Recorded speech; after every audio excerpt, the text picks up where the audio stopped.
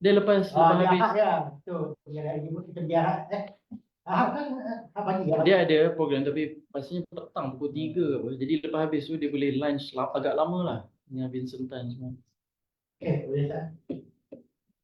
Okey. Dah live ah? Okey, bismillah. Assalamualaikum warahmatullahi wabarakatuh. Alhamdulillah nahmaduhu wa nasta'inuhu wa nastahdi wa nastaghfiruh wa natubu ilaih wa sallallahu ala sayyidina Muhammad wa ala alihi wa sahbihi wa sallam. Assalamualaikum warahmatullahi taala wabarakatuh. Bertemu kita lagi pada petang ini bersama dengan lisensi ilmi yang ke berapa Syazwan? 28, 29. Okey, lost count lah. Dan pada petang ini kita akan disertai dengan tetamu istimewa dari Jakarta dan beliau juga merupakan pelajar PhD di ISTAK di bawah seliaan Profesor Osman Bakar dan dengan tajuknya iaitu Heart and Brain in Islamic Thought. Satu kajian yang telah dimulakan sejak tahun 2019 dengan merujuk kepada tradisi Islam yang cukup rencam dan kaya dan dengan perhatian khusus kepada aliran Masyaiyah atau peripatetic Muslim philosophers. Mereka termasuklah Abu Nasr Al-Farabi, kemudian Abu Ali Ibn Sina dan juga Abu Walid Ibn Rushd. Dia ada beberapa tokoh lain dalam falsafah atau aliran Masyaiyah ini, tetapi tiga ini memberikan sumbangan yang cukup penting, bahkan sangat terkedepan pada zaman mereka itu. Dan kupasan pada petang ini akan melihat tradisi ini dari perspektif atau dari kacamata neuroscience. Jadi sesuatu yang baru untuk kebanyakan daripada kita, dan saya pasti jika anda mempunyai sebarang persoalan sila lontarkan di ruang komen, dan jika siapa yang masuk Zoom boleh bertanya di Zoom. Dan jadi tanpa melengahkan masa lagi, saya mempersilakan Dr. Fikri Suadu atau nama penuhnya Muzammil Muhammad Fikri Suadu untuk memberikan pembentangan beliau suatu sumbangan baru pada hari ini kepada literatur Islam. Falyatafaddal mashkur. Oke, terima kasih. Bismillahirrahmanirrahim. Assalamualaikum warahmatullahi wabarakatuh. Senang sekali bisa bersama dalam sesi yang hikmat pada kesempatan hari ini. Bagi saya sebagai seorang pencari ilmu, kesempatan kali ini adalah satu hal yang sangat istimewa. Kenapa istimewa? Karena bisa menyalurkan, menyampaikan ide dan wacana keilmuan ini melalui satu platform institusi yang punya latar belakang sejarah yang panjang, itu Triple IT, dan ilmuwan muda Triple IT. Nah, sebelum saya mulai, saya mau menyampaikan rasa haru saya karena hari ini tak terjadi, Pak Ilman, kalau saya tak berjumpa almarhum Dr. Andes Muhammad Siddiq. Jadi beliaulah yang mensupport dan memberikan pandangan tentang orientasi keilmuan yang saya tempuh, termasuk memberikan jalan dan jaringan jejaring, mengenalkan dengan figur-figur penting dalam Triple IT, termasuk Prof. Osman Bakar, yang telah hari ini menjadi guru saya. Jadi saya sangat bersyukur dan hari ini penuh haru karena hadir di Triple IT ketika Pak Siddiq sudah almarhum. Ya. Dan motivasi saya belajar ke ISTEK waktu itu karena beliau menerbitkan buku saya berjudul Manusia Unggul, Neuroscience dan Al-Quran.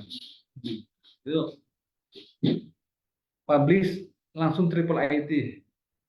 Jadi akhirnya saya berjanji pada beliau, someday I will write a book in English dan academic book. So that's why I study in ISTEC. So makanya mempelajari ini, meneliti ini termasuk bagian dari janji untuk membalas jasa kebaikan beliau yang menerbitkan buku saya. Dan bagi saya buku itu tidak layak untuk terbit, tapi itu mungkin beliau punya visi ke depan yang bagus. Akhirnya saya memutuskan untuk studi dan coba membalas, walaupun saya yakin nggak akan pernah terbalas. Nah, ketika masuk ke ISTEC, ketemu dengan Prof. Osman, karena saya latar belakangnya medical science, jadi sangat barat positivistik. Ketika masuk ISTEC, diperkenalkanlah dengan agenda besar Islamization of knowledge, bahwa sebagai seorang intelektual muslim kita harus berdiri dan berpijak pada tradisi pemikiran kita, dan kemudian kita mendialogkan dengan apa yang telah dicapai oleh barat pada hari ini. Akhirnya kita studilah komparasi study of the brain, especially in the issue of cognitive and affective powers. Nah, karena dalam tradisi Islam, baik itu peripatetik, illumination, dan sufism, peripatetik adalah satu-satunya tradisi pemikiran yang nuansa dan kesan natural science-nya dan natural filosofinya itu sangat kuat. Jadi saya sebagai seorang medical doctor connect tanpa ada proses yang panjang. Nah, ketika mulai meneliti ini, akhirnya membaca kitab yang pertama saya baca itu kitabnya Al-Farabi, Al-Madinah Al-Fadilah, Mabadi Ara Ahl Al-Madinah Al-Fadilah, On the Perfect State, yang diterjemahkan oleh Walzer. Nah, ketika saya masuk bab-bab awal, ini buku kitab suci politik, karena Al-Farabi kan guru politik, the second master after Aristotle. Nah, kalau Aristotle tulis kitab judulnya Explicit Politics, Al-Farabi nulis On the Perfect State. Tapi apa yang menarik dari kitab ini, dia bicara virtue masyarakat politik, good and evil, itu dalam bagian belakang, bagian akhir dari buku. Justru setelah di bab awal, dia membahas dengan sangat detail anatomi dan fisiologi otak. Itu bikin saya terkesima, saya kaget. Wow, ini abad ke-9, Al-Farabi bicara soal otak dalam level makro, detail, sampai dia bicara nerve, perjalanan serabut saraf dari otak ke organ tubuh sampai ke organ gerak. Ini sangat luar biasa. Sebagai seorang dokter mungkin, oh ya, karena ada tradisi Galen. Tapi kan ada positioning yang berbeda antara para filosof dengan saintis waktu itu. Galen seperti kita, waktu saya belum kenal dunia Islam, saya mendewakan otak sebagai the one and only organ of our body. Without otak, we are nothing. Tapi kalangan filosof memposisikan no, otak itu prime minister. Dia the second important organ of the body, yang dia melayani betul kolbu sebagai the king organ of the body, the first and the primary organ of the body. Kolb namanya.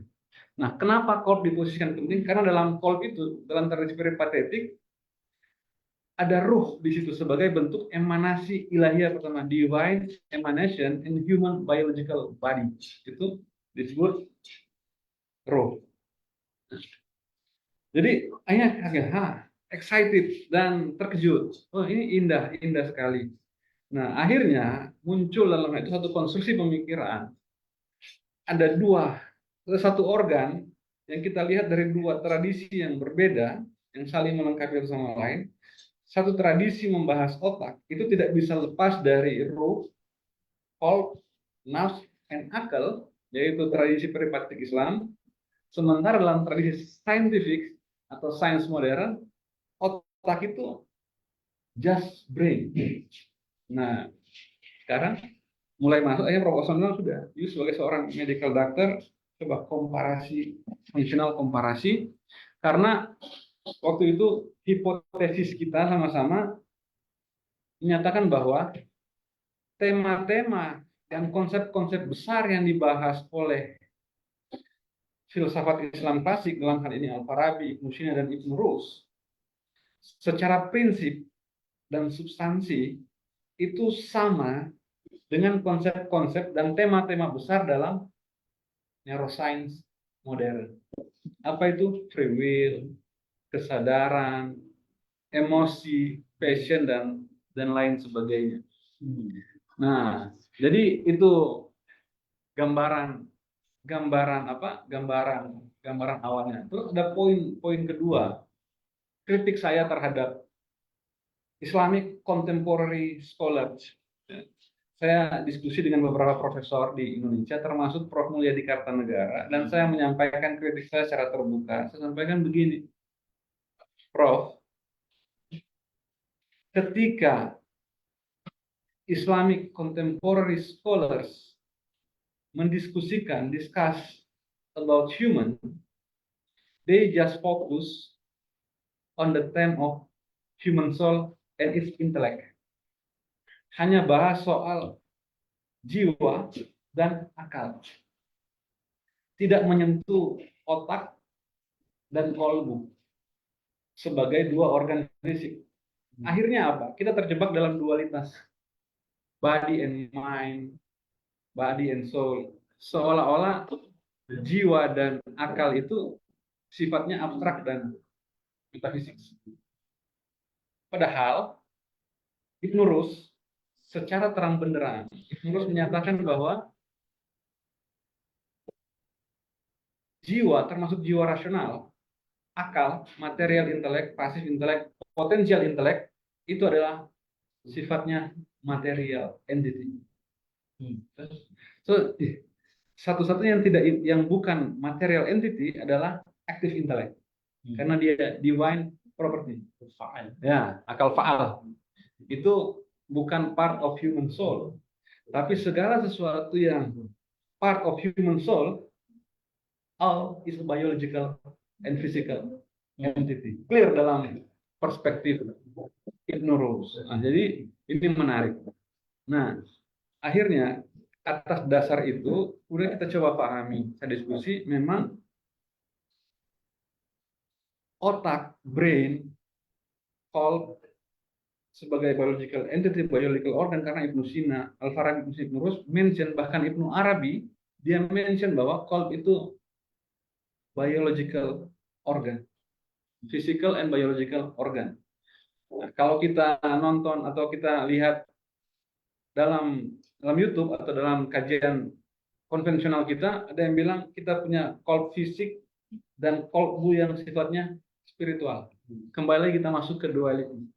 Sementara kita sebagai Islam dengan tauhid epistemologi, kita bicara unity of knowledge atau the unity of all-being.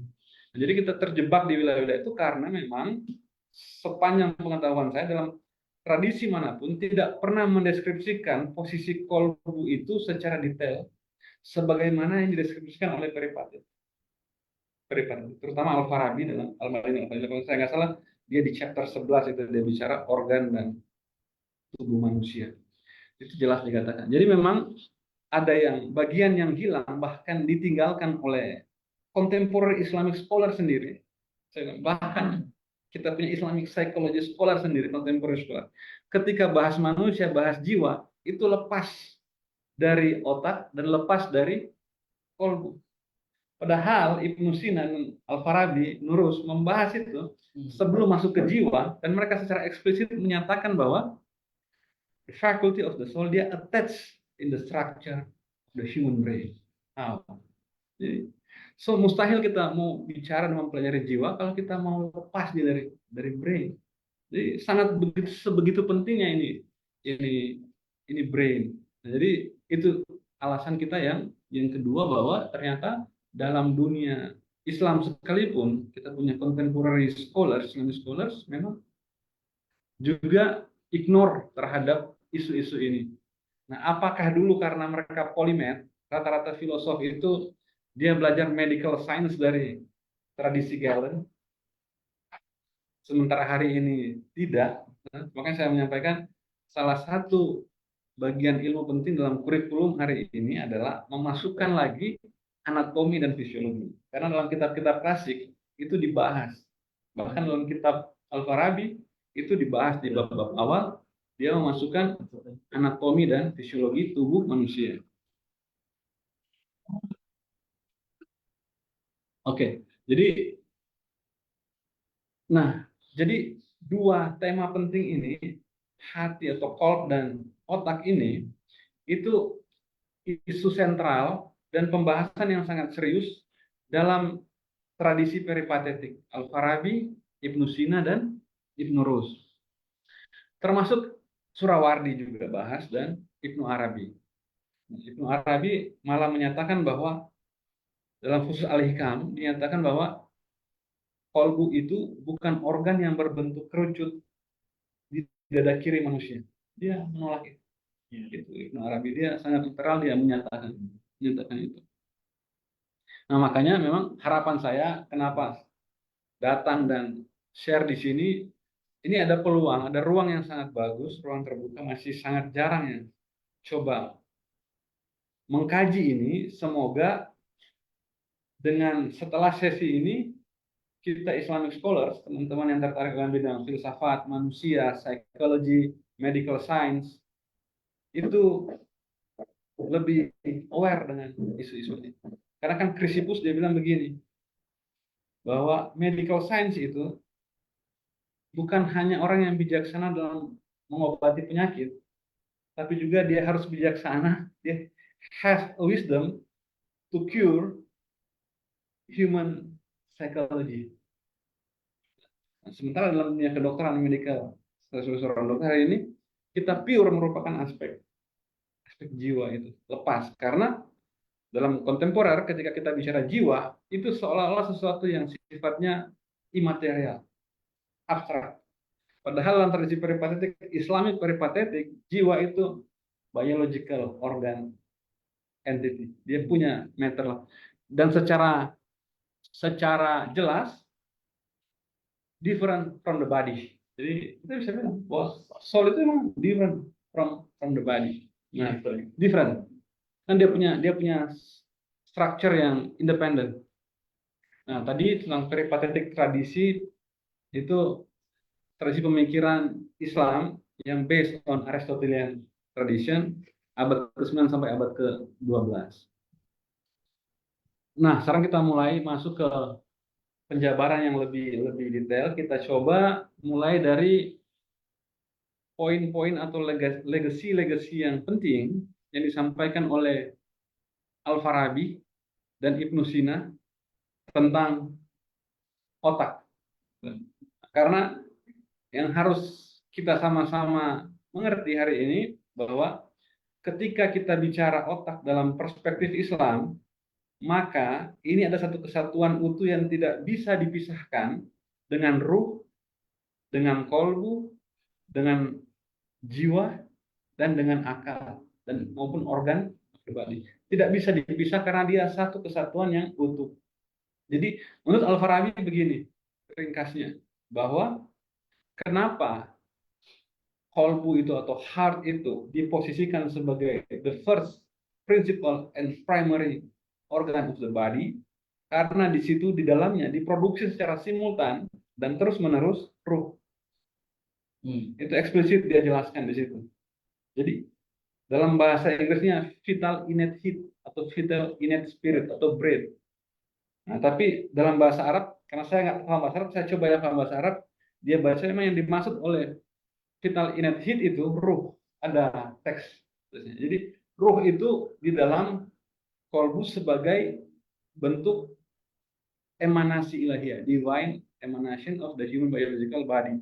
Makanya memang Ibnu Arabi memposisikan kolbu itu sebagai divine kingdom in the human biological body. Sebagai apa? Penglihatan yang sifatnya ma'rifah, mystical vision. Nah, sebagai penglihatan ilmiah, mystical vision. Jadi dalam perspektif peripatetik, Al-Farabi, Ibnu Sina, Ibnu Rus, ketiga-tiganya ini memposisikan bahwa the first important organ of the body itu heart, karena di dalamnya ada the principle of life of a living being, roh atau vital innate. Nah, yang dia diproduksi secara simultan dan terus-menerus.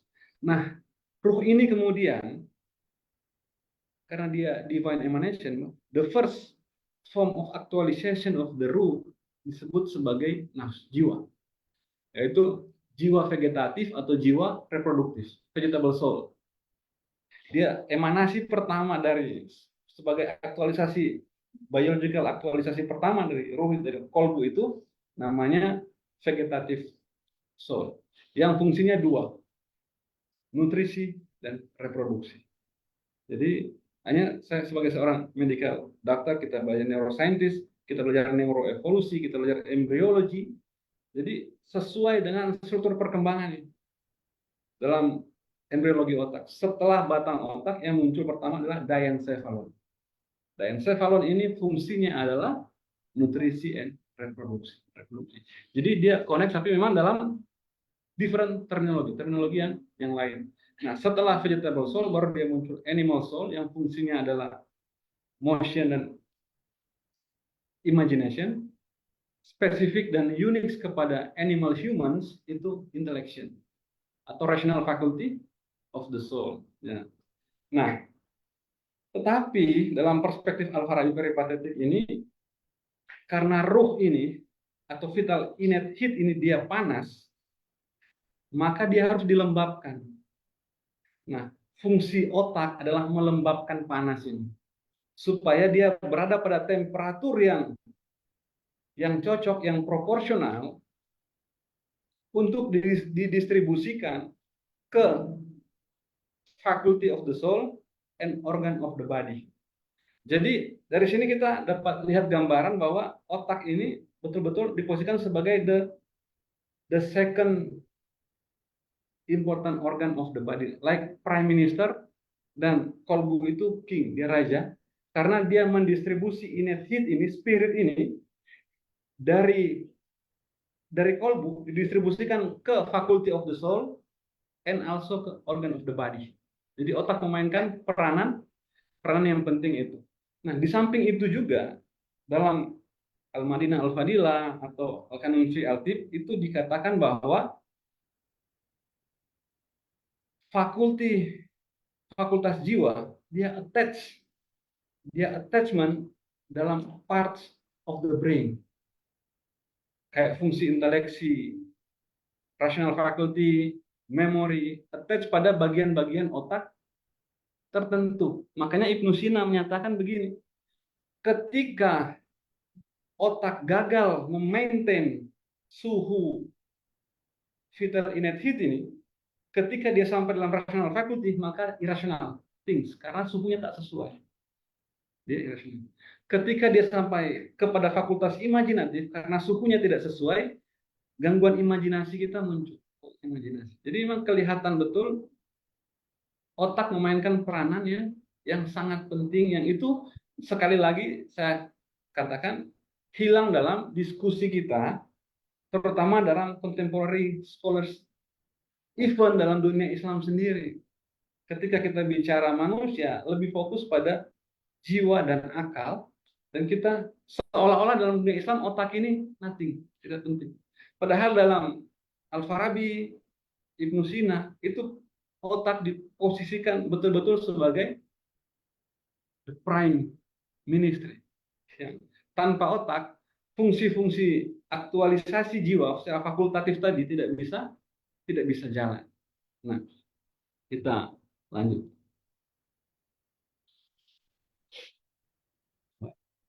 Hang. Oke, Al-Farabi next.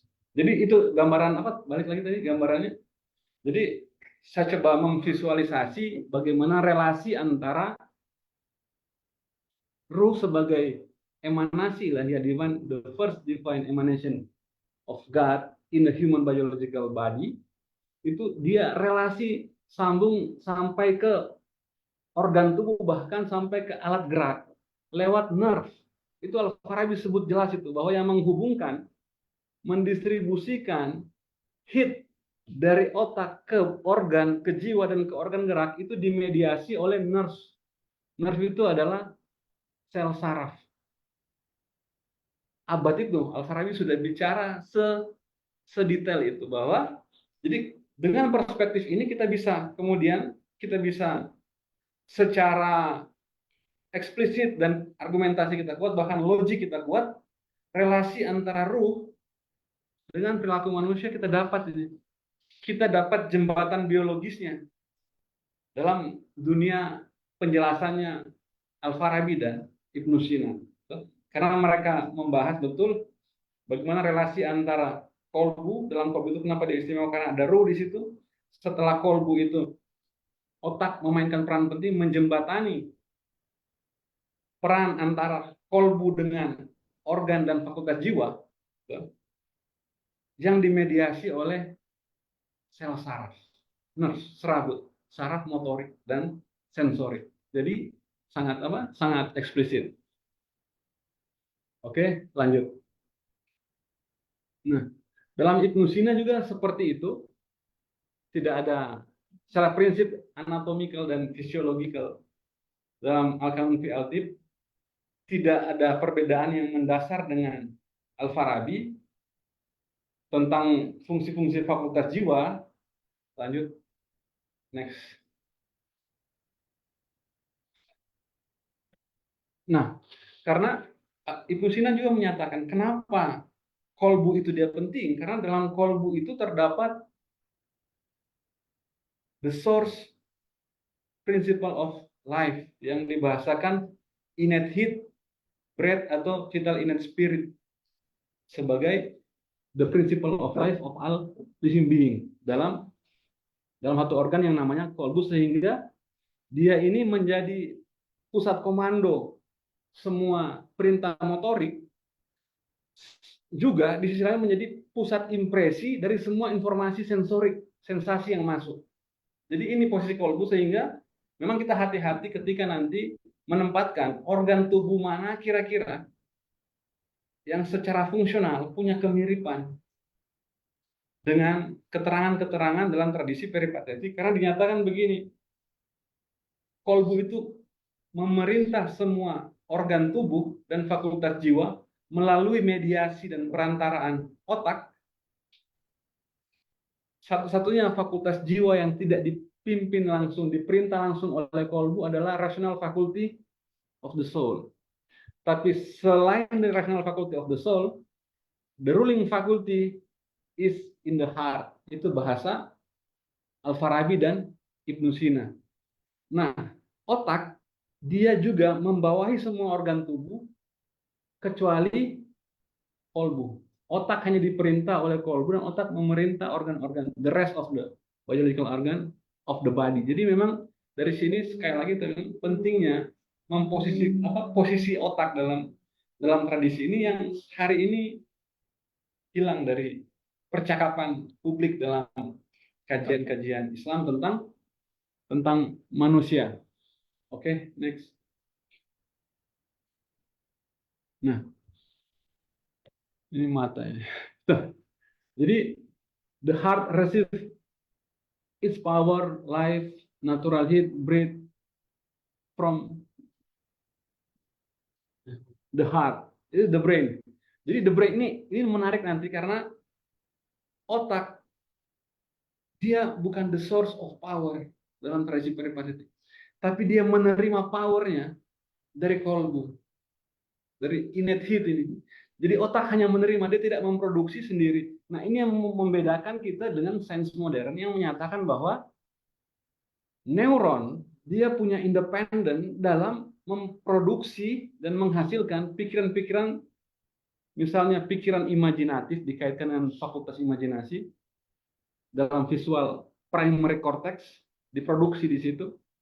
Emosi bahwa itu dimediasi oleh neuron atau sel-sel saraf dalam struktur yang namanya subcortical structure, termasuk limbik di situ, amigdala di situ, dan logik rasional yang dimediasi oleh neokorteks dengan penekanan pada daerah frontal prefrontal cortex. Itu dalilnya tuh. Nah, kalau kita dalam tradisi peripatetik Islam, otak itu tidak punya independen dan otoritas untuk memproduksi sendiri kekuatan sendiri, tapi dia hanya menerima. Nah, ini relate sebenarnya dengan ada satu struktur dalam batang otak namanya reticular formation, formasi reticularis. Dan bahkan jurnal-jurnal hari ini tentang kesadaran consciousness itu mendalilkan bahwa reticular articular formation reticularis ini adalah the source of consciousness in the human brain. Karena dia ada reticular activating system. Matinya sistem ini menyebabkan hilangnya kesadaran fungsional pada struktur rasional manusia. Jadi reticular activating system. Nah, ini connect dengan pernyataan Ibnu Sina yang menyatakan bahwa otak dia tidak memiliki energi, tidak memiliki kekuatan apapun, tapi dia hanya menerima power dan kekuatannya dari kolbu, dari vital innate heat yang diproduksi secara terus-menerus oleh kolbu. Kolbu bukan jantung. Bukan jantung. Belum tentu bukan jantung. Nanti kita Kolbu terima dari mana? dalam kolbu itu karena dalamnya ada ruh dalam Al-Farabi, Al-Ma'in Al-Fadilah. Ruh sebagai vital innate heat, spirit, the source of power. Yes. Dia diproduksi secara simultan, keterangan Al-Farabi. Iya. Produced by the call. Is independent or Sebagai bentuk emanasi ilahiyah pertama dalam biological natural body, Al-Farabi told that this vital innate heat or this spirit or this breath produced simultaneously by the call. yes, the cold got it from where? Emanation process from the gut. So it continuously gets it from God. Emanation process dari akal bertingkat. Emanation process. Continuous ke tidak? Is it continuous? Continuous. It is not continuous. Is it one time or is it continuous? Emanation is to overflow. Overflow. Fire. Yeah, is the fire occur one time or the fire occur continuously? Continuously and simultaneously. Al-Farabi, Kalau continuously, mana kita dapat wahyu daripada Tuhan sentiasa lah. ruh. Iya, Continuously. roh itu dapat ilham ataupun wahyu sentiasa kalau continuous. Fire itu continuous. Firing. Air. Jadi vital innate heat ini sebagai titik mula. Prof, titik mula dari the principle of life of alif-mim atau ruh dalam bahasa Arabnya itu ditulis di sini, Prof. Iya, rohnya individu. Kayak roh dunia. Roh mana? Al-Farabi tak eksplisit menjelaskan itu dalam Boleh macam itu. You cannot say that the cult gets the mind gets from the cult and then the cult gets from what emanation from who? because in the cult exists the vital innate heat or spirit. What is this? Exist inside in the cult. Is it individual or is it collective? No, I discuss this in the individual context So as a human. It's independent. Nah, jadi Prof izin, saya tidak masuk ke ranah bagaimana relasi antara ruh dalam manusia ini, dia connect sampai ke the first cause. Nah, saya tak masuk di wilayah itu. Saya batasi kajian dan diskusi saya pada human as a Because manusia. your term heat itu problematik itu heat itu macam apa? heat ini benda bergerak. You create heat by motion. Heat does not exist in itself. Heat is the movement of atoms. The faster they move, the faster the heat. It's by motion. So what do you mean by heat? No. I'm sorry to interrupt. Continue. Okay. Your train of thought is problem. I understand. So this way to explain. Jadi dengan diskusi ini kita mendapati bahwa aspek spirituality dari otak itu yang hilang dalam tradisi barat. Fungsi imajinasi, fungsi intuisi seolah-olah itu diproduce by the nerve cells. Nah, dalam tradisi peripatetik kita dapat bahwa project by imagination, karena the faculty of imagination, his ruling faculty of imagination is in the heart. Jadi bahkan fakultas imajinasi, gambaran dari fakultas imajinasi itu didistribusikan dan diberikan bersumber dari kekuatan yang ada dalam kolbu manusia. Oke? Nah, lanjut.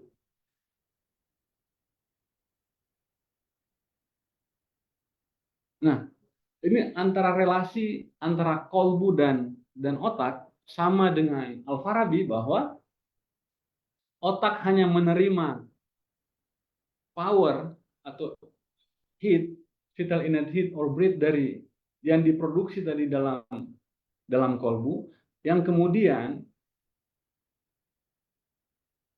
memodifikasi dia punya temperatur sampai pada yang proporsional. Oke, sampai. Jadi otak, brain is not the starting point. The starting point is the heart. The starting point is this power, because tadi dia ada divine emanation, ada heat yang divine emanation di situ. Jadi starting point-nya di situ, not the heart. Nah, setelah tadi temperatur pada suhu tertentu, kemudian otak mendistribusikan. Nah, maka Ibnu Sina menyatakan begini, ketika temperatur ini dalam alkohol aktif tidak bisa dimanage dengan baik oleh otak, ketika dia mencapai fakultas imajinasi, dia akan mengalami halusinasi. Ketika dia mencapai rational faculty, fungsi rasionalnya tidak akan berjalan dengan baik, atau dia akan mengalami gangguan irasional. Langsung nggak bisa gerak sih mata. Nah. Ya. Oke. Next. Itu Ibnu Sina bilang bahwa gangguan pada dunia mental otak itu menyebabkan gangguan pada sistem pencernaan. Demikian juga sebaliknya, gangguan pada sistem pencernaan dia mempengaruhi otak. Maka ini bisa menjadi highlight penjelasan dari ada satu teori yang namanya good brain theory, karena sistem pencernaan itu diposisikan sebagai the second brain. Nah, kesimpulan pada Ibnu Sina, model dari struktur dunia mental dan relasinya terhadap organ of the body itu sama, bahwa starting point-nya adalah breath, innate heat or spirit yang terletak di dalam kolbu. Nah, dari situ baru dia ke otak.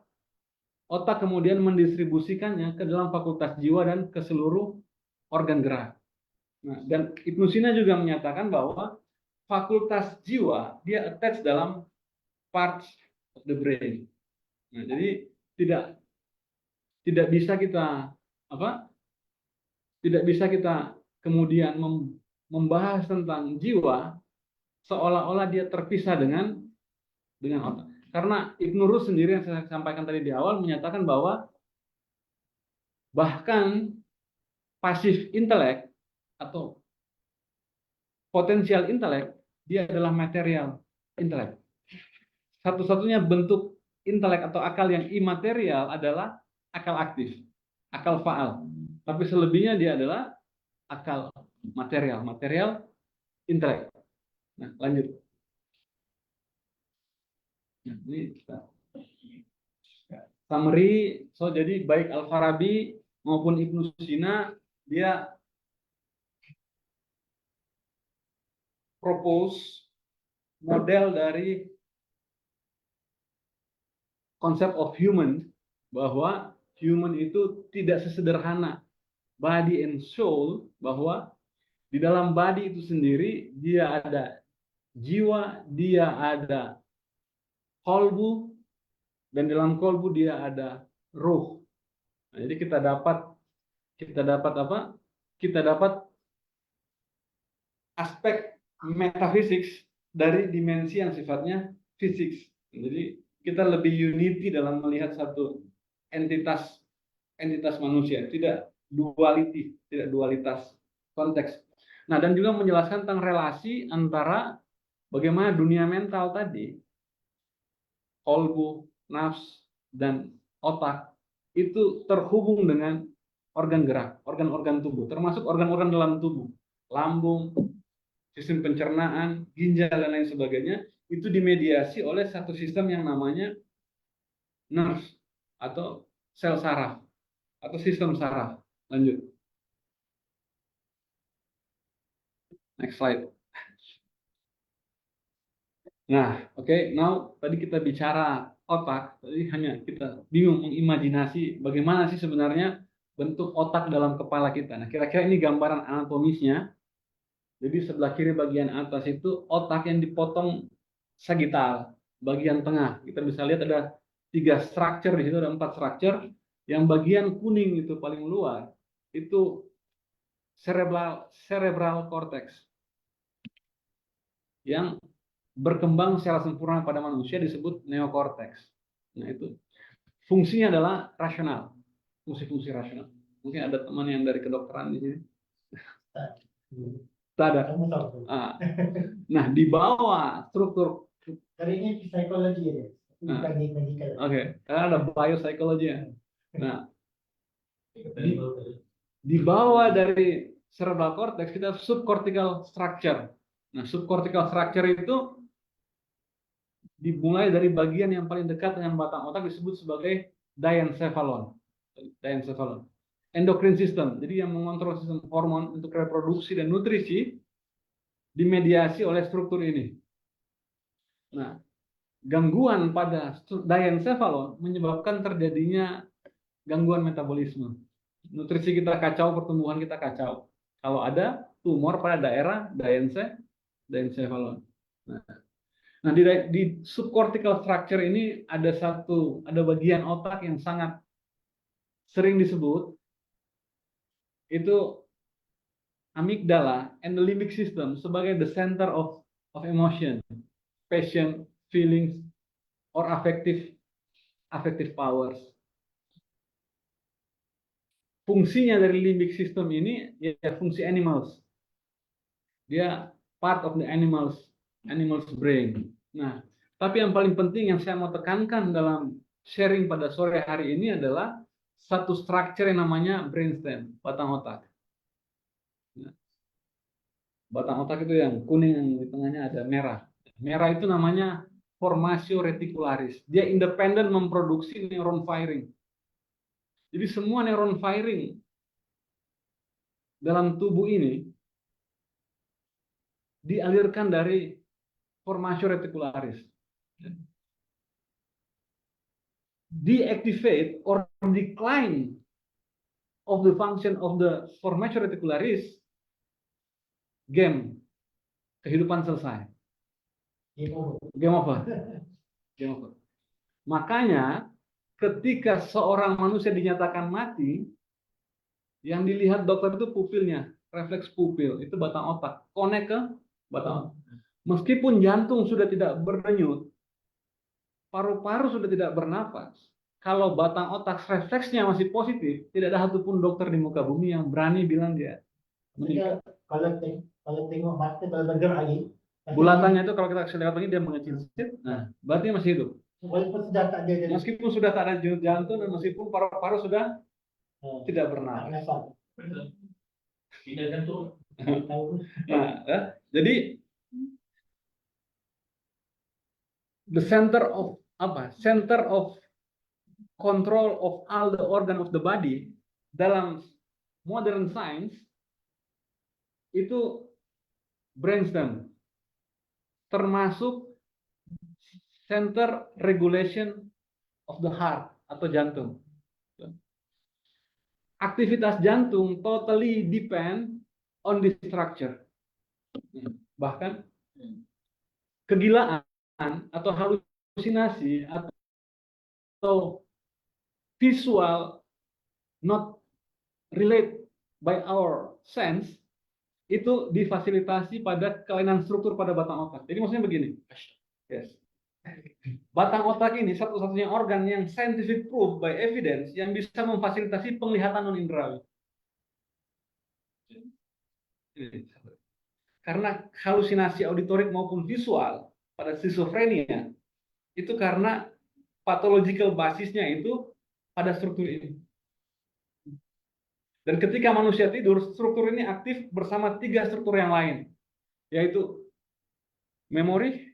Makanya kenapa ketika kita mimpi, dalam mimpi orang kita kenal, karena kita punya memori aktif. Kalau memori kita decline, kita nggak ingat apa-apa. Terus emosi, kenapa kita dalam mimpi terlibat senang, benci, suka, rindu? Karena ketika kita tidur, amigdala kita aktif sebagai center of emotion, claimed by modern science. Dan bagian keempat yang aktif adalah cortex visual primer sebagai imajinasi faculty, pusat penglihatan. Kalau itu mati, tak ada gambaran mimpi. Jadi saya pernah mengalami kasus ditabrak mobil dan dibius operasi. Ketika dibius operasi, saya menggunakan obat yang mematikan semua aktivitas otak saya tak mimpi sama sekali. Hilang.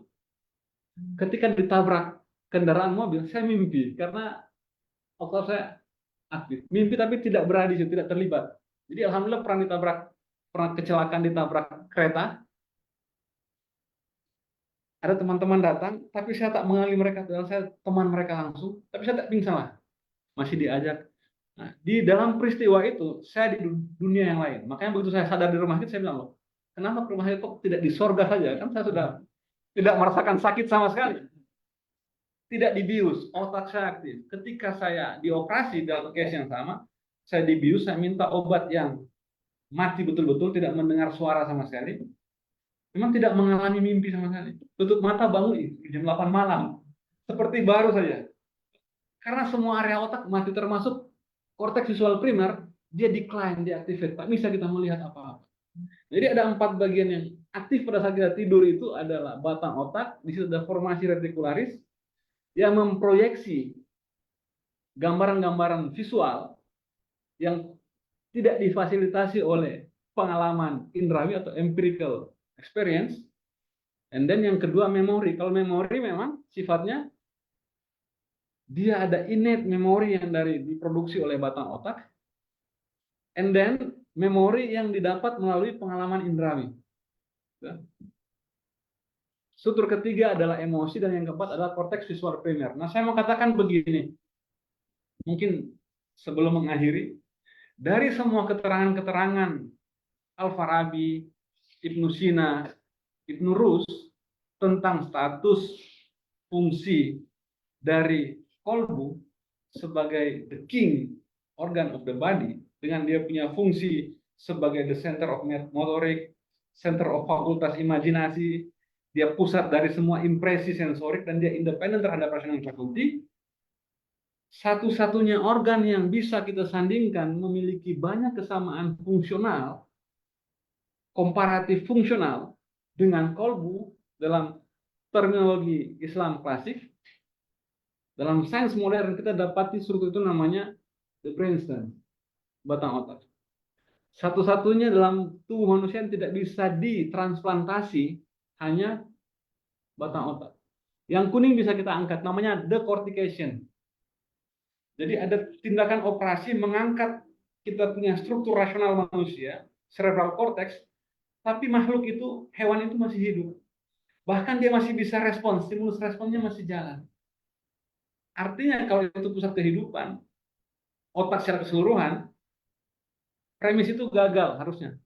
Logik yang ditawarkan itu gagal. Karena dekortikasi tidak menghilangkan kehidupan makhluk hidup. Dalam hal ini hewan coba. Jadi bila Nabi sebut dalam batang tubuh manusia itu ada seketul daging, ini dagingnya. fungsionalnya saya lebih beriman di sini.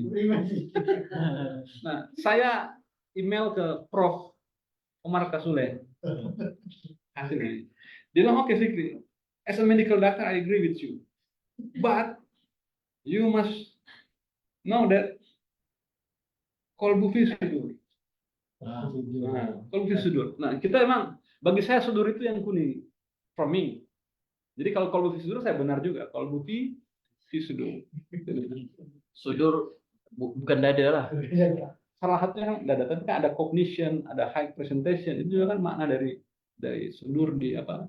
Ada satu apa Leiden dia publish ini Arab Al-Quran, dia sudah cognition, high presentation, motorik, initiative acting, semua di situ. Initiative acting itu dia pada daerah korteks motorik primer ada di situ nanti dia. Jadi kalau itu rusak, kita nggak bisa menggerakkan lagi tangan kita, nggak bisa. Kalau sudur itu rusak. Nah, makanya ini memang satu tantangan ke depan, karena bagi saya ketika kita mendialogkan ini antara Islam dengan Barat, kita dapat sisi spiritualitas dalam dimensi yang terlihat material ini. Karena istilah-istilah yang berkaitan dengan tadi bread, vital energy atau vital energy spirit, yang literally bahasa dalam bukunya Ibnu Arabi, Al-Farabi ditulis sebagai ruh itu, dia punya dimensi fisik. Maka saya katakan Prof Mulyadi, Prof, bagi saya ketika kita sudah bicara manusia sebagai satu entitas biologis, maka semua terminologi ruh, kolbu, nafs, akal, dia sudah dalam bentuk manifestasi biologis. Karena kita bicara ini manusia ini loh, manusianya ini nih. Kata Allah dalam dia ini ada kolbu nih. Sekarang di mana ini ya? Kita harus. Nah, tapi memang tadi ketika kita diskusi tentang contemporary hari ini, ketika bicara manusia, brain itu seolah-olah tak ada tempat dalam Islamic discourse. Bahkan ketika kita masuk ke expert kita, ketika mereka bicara soal brain, itu totally based on neuroscience modern. Tidak sama sekali menyentuh. Nah, makanya saya bersyukur bisa diperjumpakan dalam tradisi ini, sehingga ya bisa apa? Mungkin perspektif saya masih terbatas, masih terbatas. Nah, jadi kelihatan betul bahwa ada namanya ascending structure reticular activating system. Reticular activating system ini tadi bisa menjelaskan secara saintifik yang oleh Ibnu Arabi, oleh Ibnu Sina dan Al-Farabi, bagaimana otak menerima power daripada kolbu. Kita hanya bisa jelaskan dengan struktur namanya reticular activating system, ascending tractus namanya, ascending tractus. Kalau kolbu itu kita posisikan jantung, kita tak bisa sama sekali dapat gambaran ini. Hilang.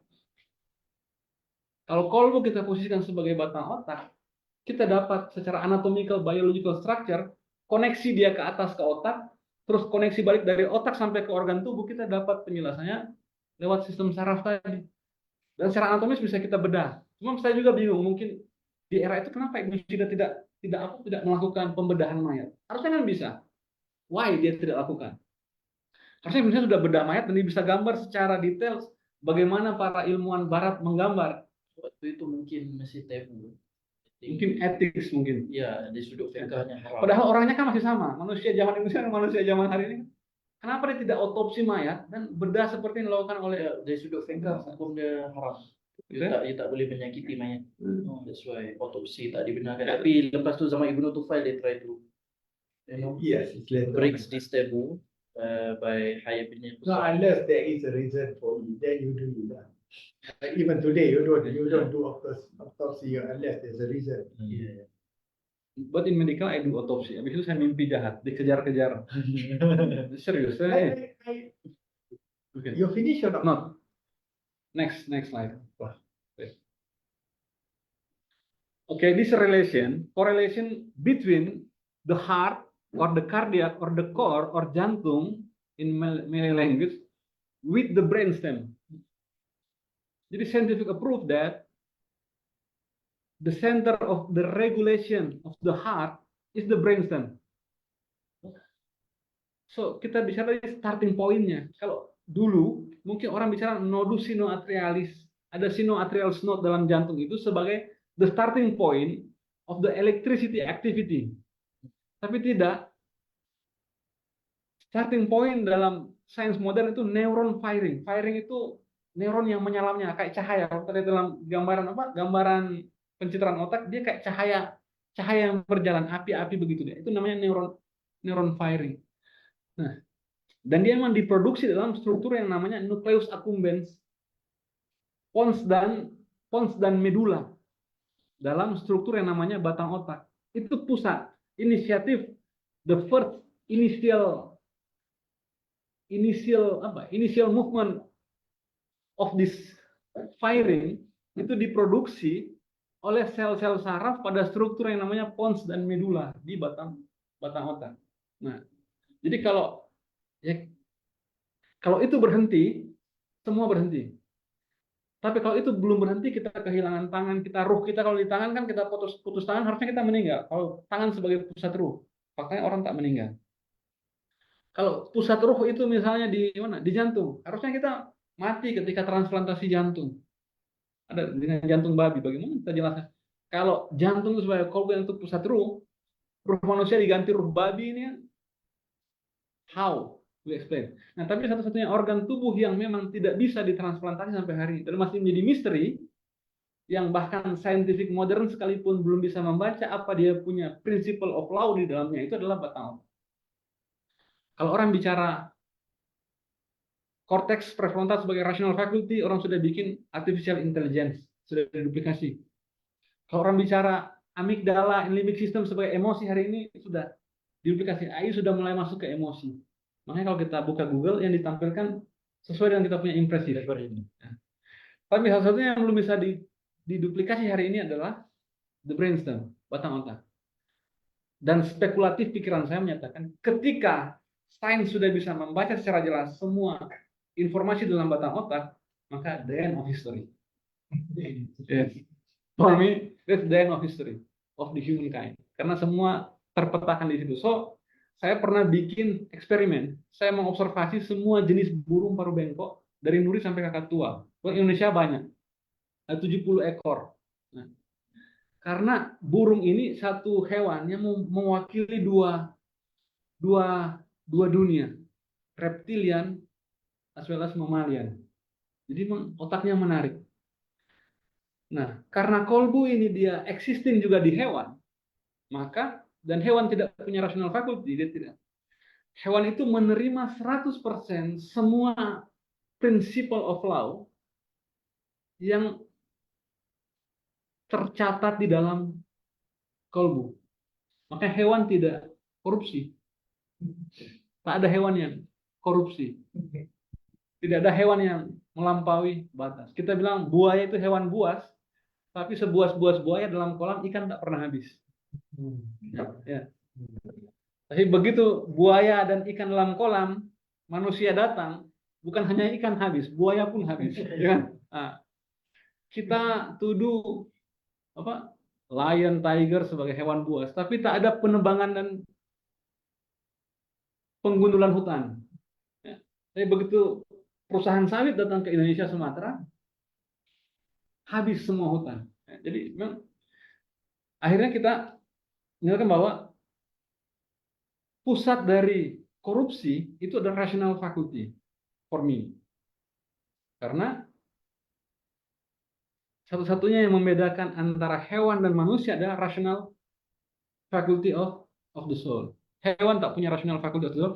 Dan dalam struktur biological itu memang beda. Simpanse sekalipun dia different dalam struktur prefrontal cortexnya. Dia different, dia beda.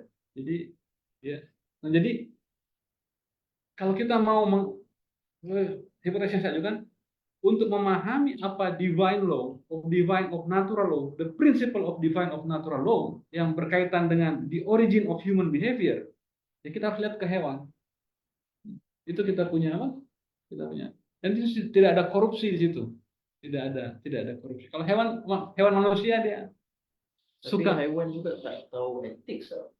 Hewan juga tidak tahu etik. Etiknya memang begitu. Etisnya begitu. Etik hewan. Oke. Nah, jadi itu, nah, jadi ujung dari komparasi pada akhirnya saya coba spekulatif, Prof, mention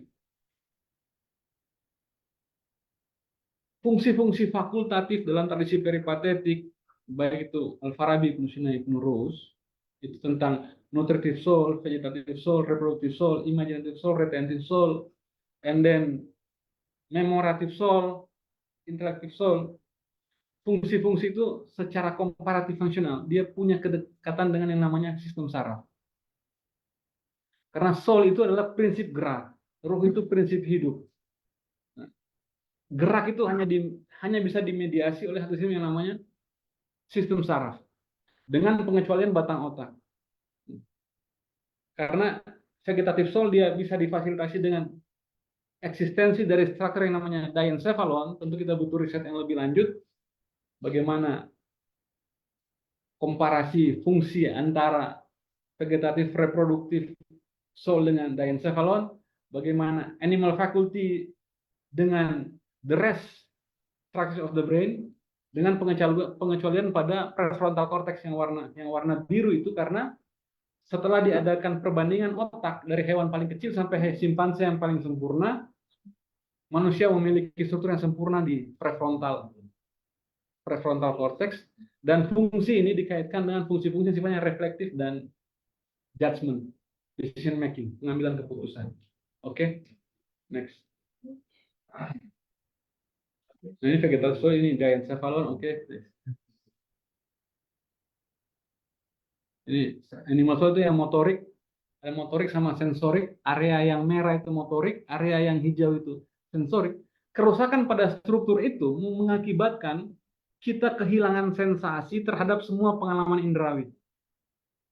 Kalau kita punya struktur yang warna hijau, biru itu, dia rusak, somatosensory cortex namanya, dia rusak, maka manusia akan kehilangan kemampuan untuk membedakan sumber stimulus sensasional indrawi dia. Tak bisa lagi dia bedakan. Nah, kerusakan pada struktur motorik mengakibatkan dia tidak bisa bergerak, menginisiatif movement. Jadi memang tadi connect karena dalam tradisi Islam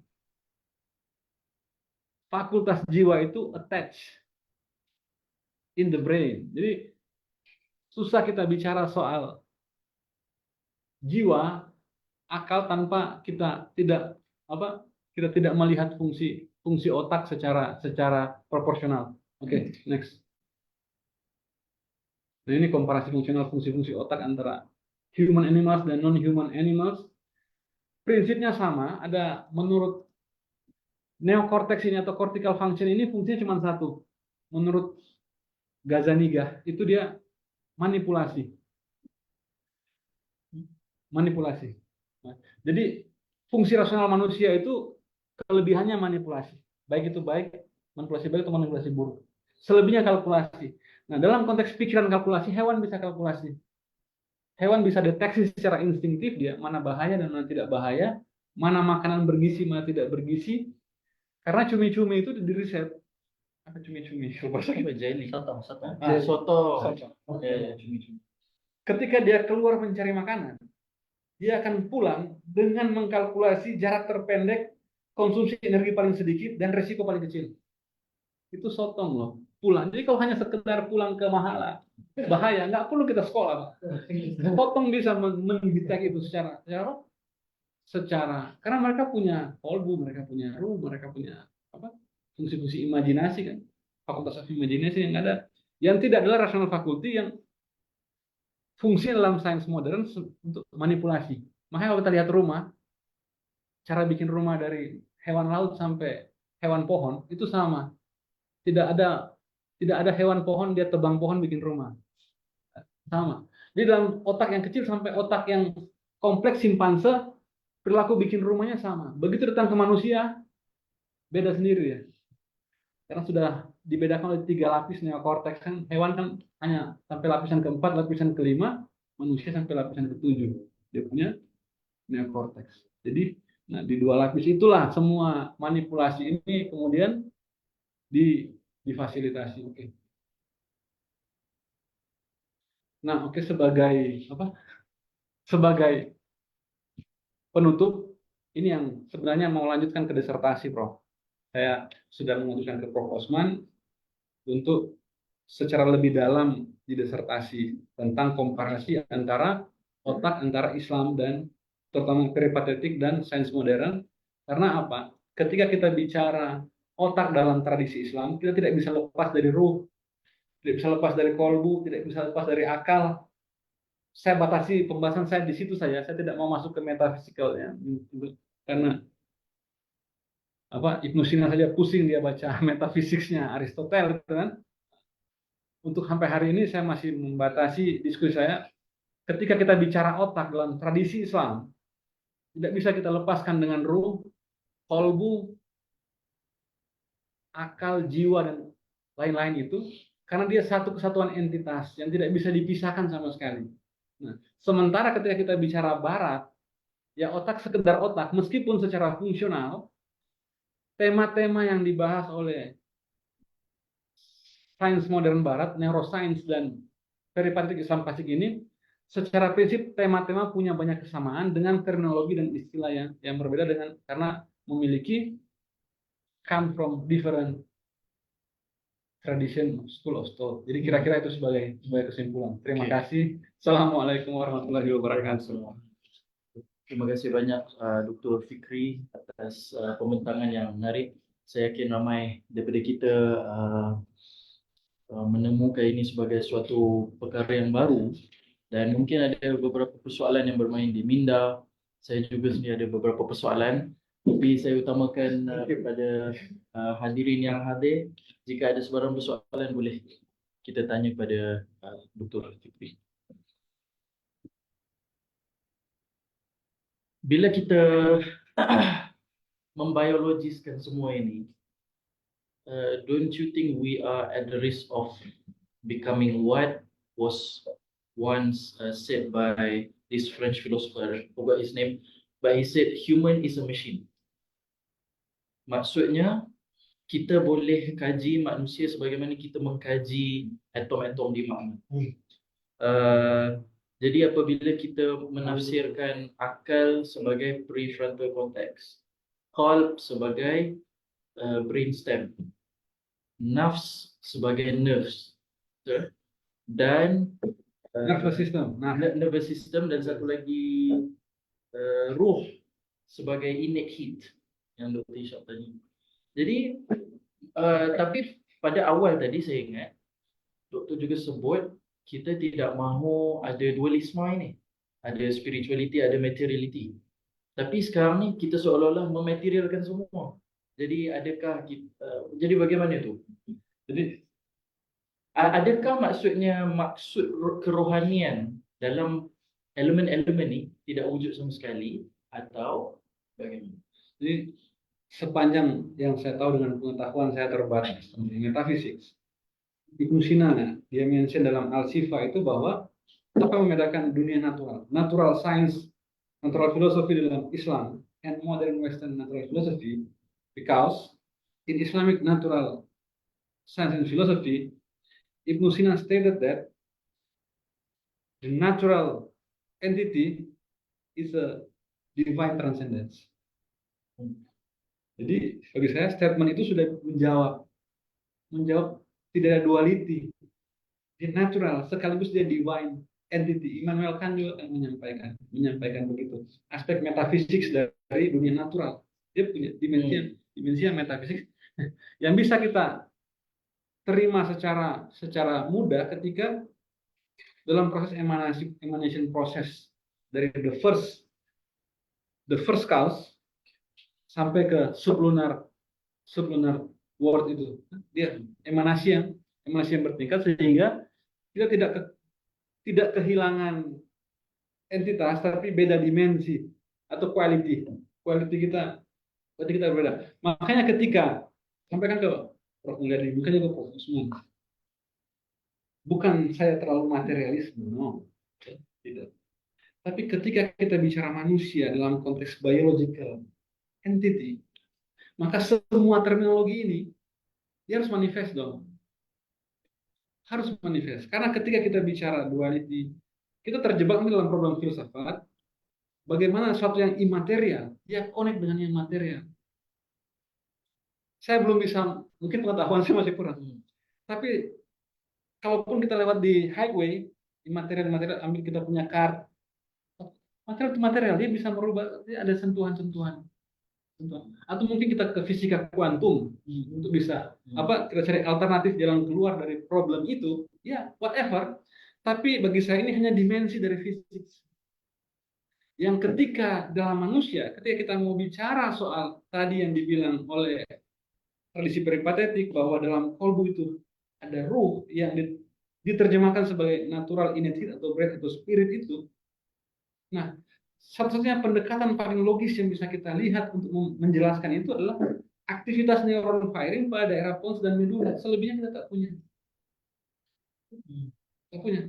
Karena sama-sama cahaya ini. Neuron firing juga cahaya. Baik. Kalau kita baca pemindaian, makanya kalau bisa Surawardi kan dia bilang dalam kolbu itu decommanding lights. Itu kan cahaya. Nah, kita bisa lihat cahaya-cahaya dalam neuron firing. Activity dalam neuron firing pada daerah. Surawardi mungkin maksudkan secara metaforikal. Ya, tapi kita punya manifestasi biologis. Ada Saya mau bicara dari sisi kita sebagai manusia yang bisa saya pegang, saya sentuh dan saya. You are acting as if everything is reaction, reaction. The action part, where does it come? Deciding what to do, Yes. not after, Ya. but deciding what to do. Deciding. How do you decide what to do? How does the mind decide what to do? Or a priori knowledge. It's not this reaction. I mean, your animal instinct, your tripartite, so konsep tripartite itu Platonic itu, Aristotle Platonic itu ya. But yang rational itu decide apa yang mau di achieve. Bagaimana? Kita boleh reaksi ya. Animal soul is reaction. Panas, sakit, tak sakit. Okay, lapar makan, betul, etc. So, but that's the rational soul. That's the animal soul. The rational soul now decides what is the main goal. Yes, of course. And of course, it deals on the what ways to do it. Yes. So, how does it decide what is the main goal? Karena ketika kita mau mencapai kesadaran, bicara soal kesadaran dalam level yang lebih metafisik. Tapi kita tidak bisa menafikan bahwa kesadaran ini diproduksi oleh biological entity. Yes, I agree. You can see all the untuk kita, as you put the reason is located in the mind. It's the location. It's not the mind. Kalau Aristotle itu bukan mind, tapi di locationnya the mind. Kalau potong kepala itu tak boleh dikira. Dia kata di lokasinya situ. Tapi bukan this neuron firing has to start. Yes. You can see the mind is thinking by the neuron firing. But why the neuron start to fire? That's the question. What is it thinking about? So how does he decide what to do? Jadi dalam neuroscience research, sebelum kita memutuskan sesuatu, menginisiasi, saya ambil gelas. Sorry. Kita terlalu semangat nih. Sebelum saya mau bertanya ini, itu ada pre-consciousness. Kita bicara soal pre-consciousness bahwa memang ada modifikasi dari sekelompok neuron yang menginisiasi sepermilisecond sebelum inisiatif itu muncul. Itu sudah bisa dibaca lewat pencitraan otak. Yes. Nah, tapi kalau kita bicara itu, kita terlalu deterministik nih. So di mana kita punya kebebasan kalau begitu? Kalau semua, sehingga tapi itu hanya dibatasi pada inisiatif-inisiatif yang sifatnya motorik movement. Nah, kembali ke tadi memang betul pikiran ini ketika kita, maka saya akhirnya itu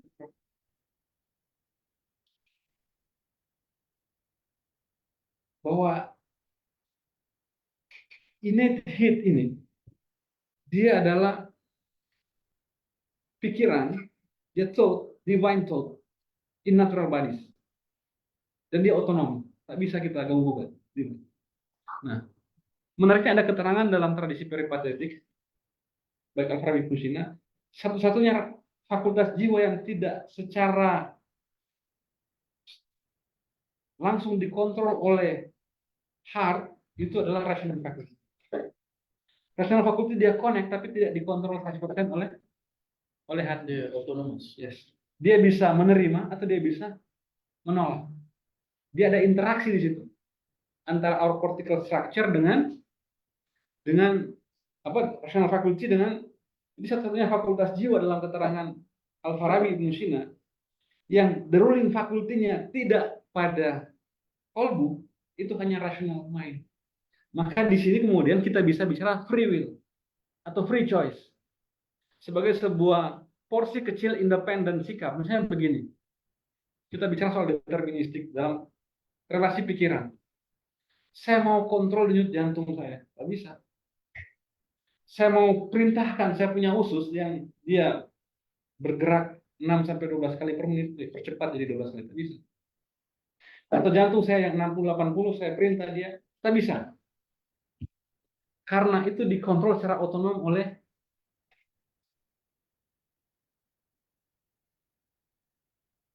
batang otak. Through diencephalon. Nah, makanya menarik kita melihat posisi batang otak ini sebagai the principle natural principle of thought bagi saya, batang otak ini. Karena begini, dalam struktur pendengaran dan penglihatan, dia directly connect-nya ke batang otak dan semua alat indera itu ke batang otak semua. Dia connect. Nah, maka saya akhirnya berefleksi, Prof. Kenapa sampai hari ini kecemasan dan kegelisahan tidak bisa disembuhkan oleh sains modern?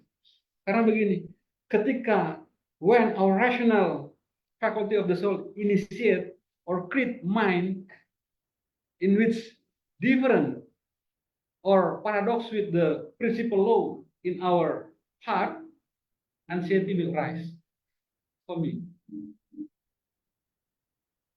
Karena dia mau bilang begini, ketika ada pikiran sadar kita yang berbeda dan membahayakan, mengancam kita punya kelangsungan hidup sebagai evolusi, to preserve our life, dan ini memang desain dari otak hewan ini adalah preserving life, dia evolusi, survival of the fittest.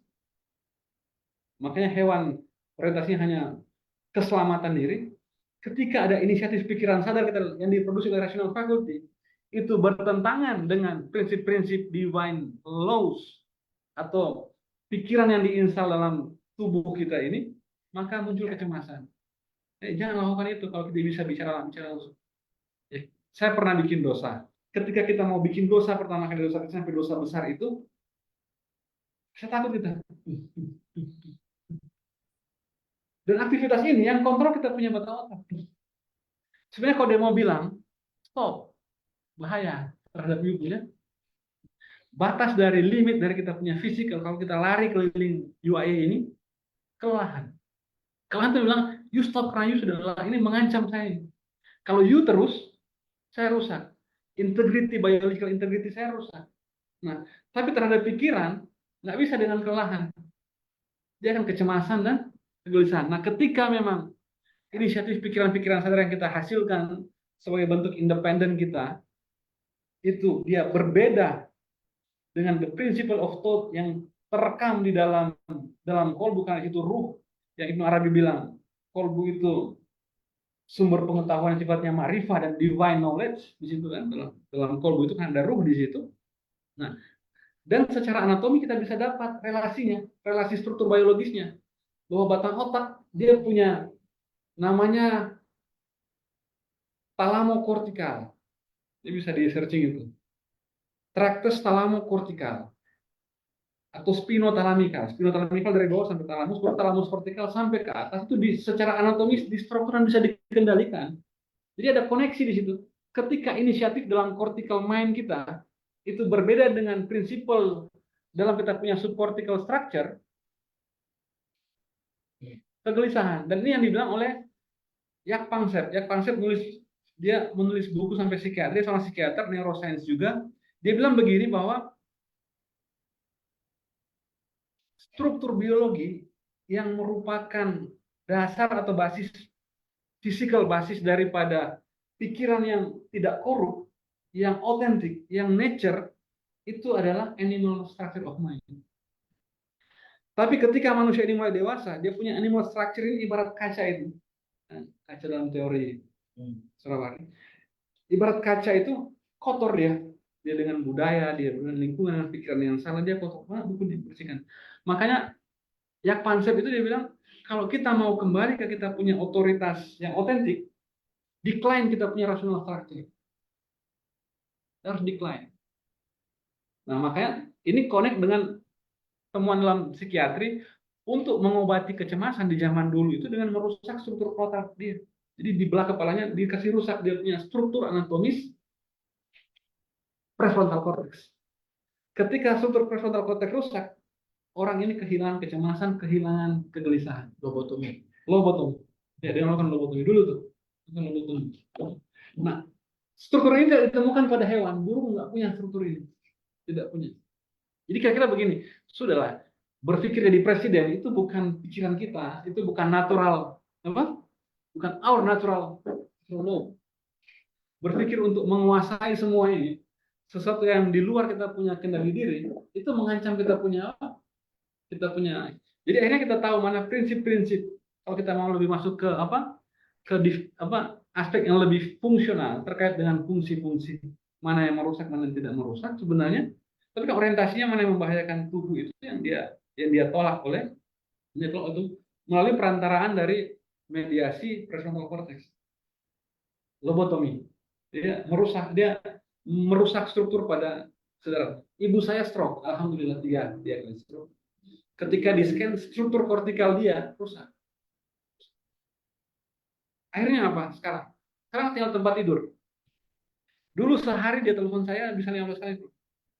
Nanya, sudah makan belum? Kamu di mana kok belum pulang saja mesti? Harusnya nggak perlu dipikir. Ya, itu pikiran yang tidak perlu dipikirkan.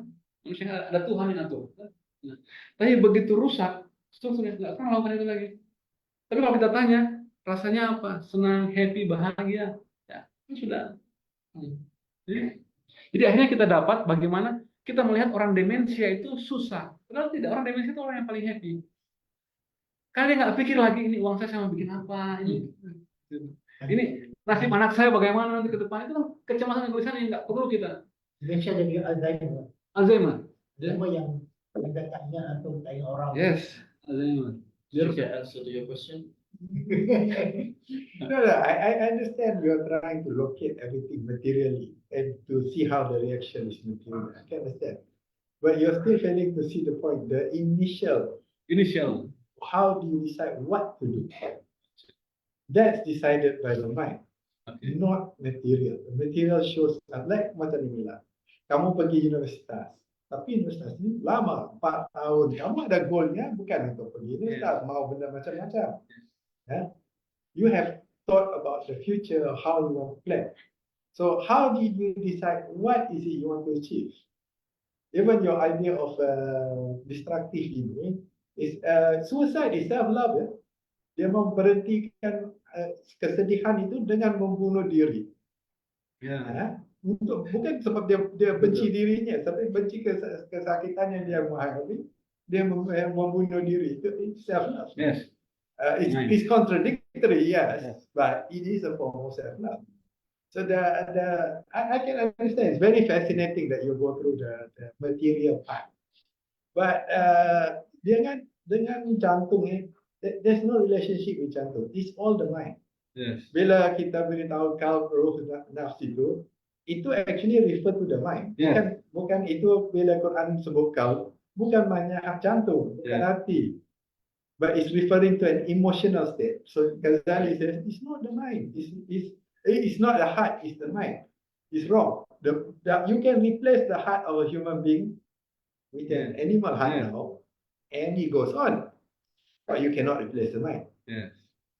But yang initial itu kamu tidak bisa. You can explain how you after you get the rational ini selalunya kelebihan aja. But the ultimate goal is not that.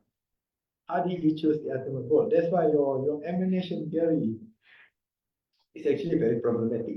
Yeah. And because of the individualism. Bukan kita emanation kalau Farabi itu ialah daripada 10 intelligence Yeah. ke 9 Yeah. semua itu kan. Betul. Sekarang orang tak pakai sudah itu, tak boleh pakai.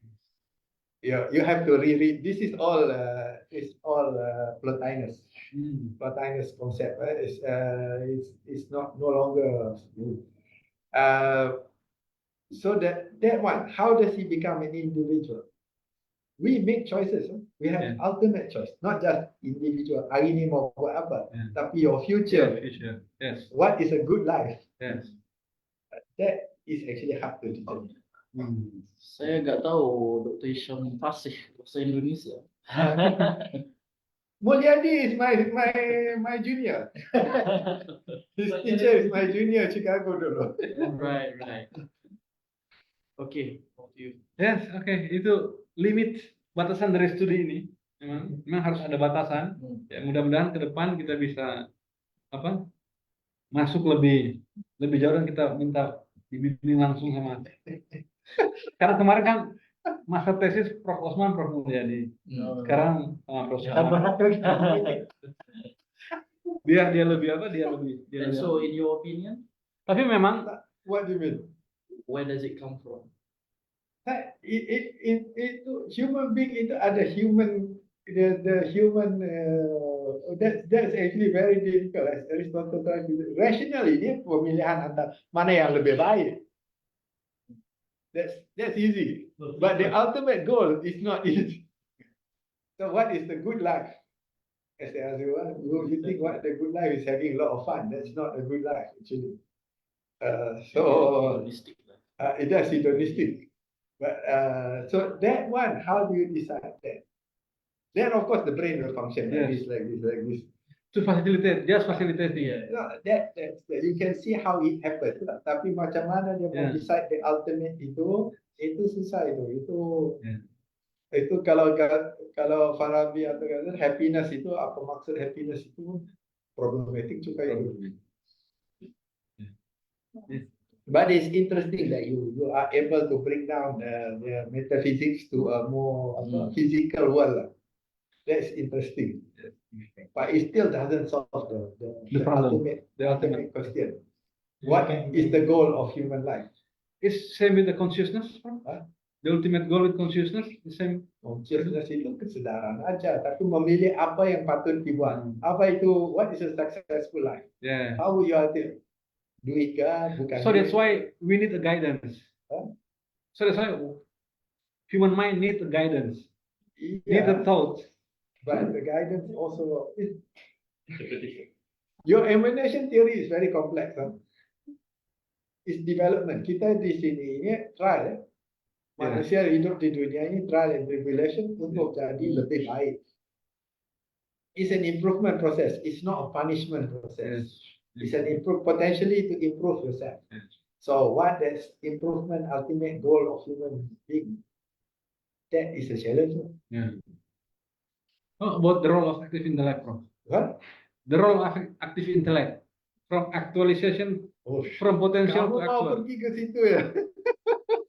About the ultimate goal kan, ketika dalam teorinya dibilang begini, the perfection, ketika pikiran manusia perfection manusia lain dari perfection benda lain. Semua lain ada perfectionnya.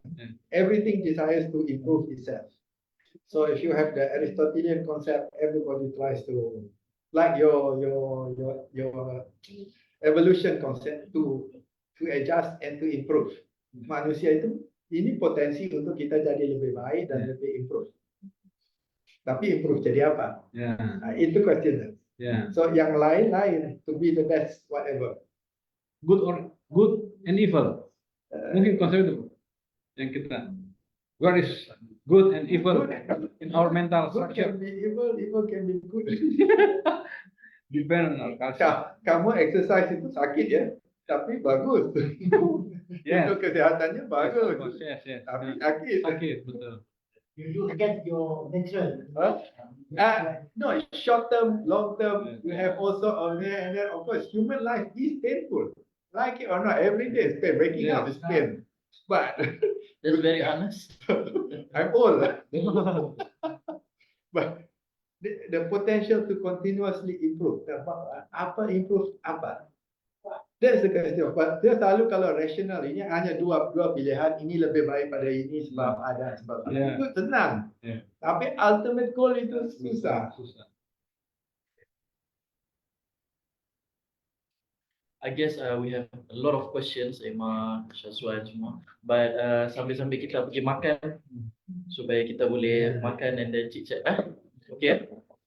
Okay. So thank you very much Dr. Fikri for the presentation and thank you everyone for participating. So insyaAllah kita akan sambung lagi diskusi lepas ini. Cuma untuk habiskan ini kita akan teruskan dengan lisensi yang akan datang pada minggu hadapan. Stay tune dan thank you very much Ini again. gambar, belum ada gambar saya. Ada. Ini Okay. sejarah ini. Ada gambar.